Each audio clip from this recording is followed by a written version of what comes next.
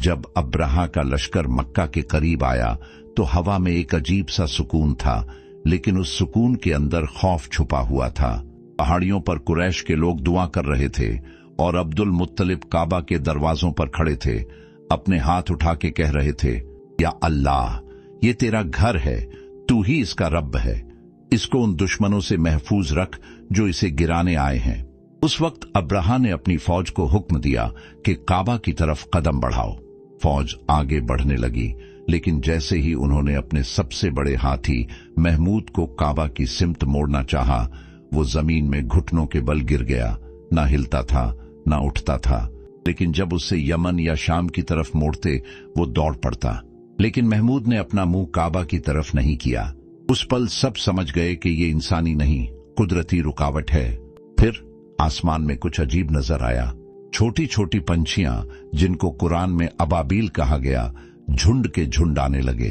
हर पंछी के छोटी छोटी चोंच और पंजों में पत्थर था, सिज्जील के पत्थर, यानी आग में पकाए हुए कंकर। वो पंछी ऊपर से लश्कर पर टूट पड़े। हर पत्थर एक आदमी पर गिरता और उसका बदन उसी जगह जलकर फट जाता। जहां पत्थर लगता वहां से गोया उसके जिस्म का गोश्त गिरने लगता। फौज में अफरा तफरी मच गई।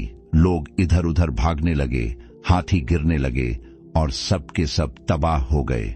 कुरान में अल्लाह ताला ने फरमाया, अलम यजल कैदाहुम फी तदलील व अरसला अलैहिम तैरन अबाबील तरमीहिम बिहिजारतिहिम मिन सिज्जील फजलाहुम का अस्फिम मकूल।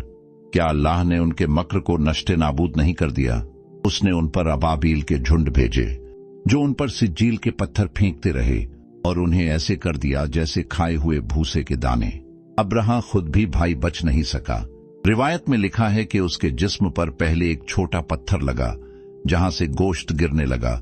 फिर वो अपने देश की तरफ भागता हुआ चला। हर मंजिल पर उसका बदन गलता जा रहा था और जब वो सना पहुंचा तो उसका सीना फट गया और वो हलाक हो गया।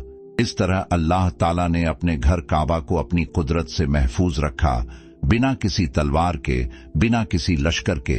ये वो साल है जिसमें अल्लाह ने अपने घर का दुश्मन मिटा दिया।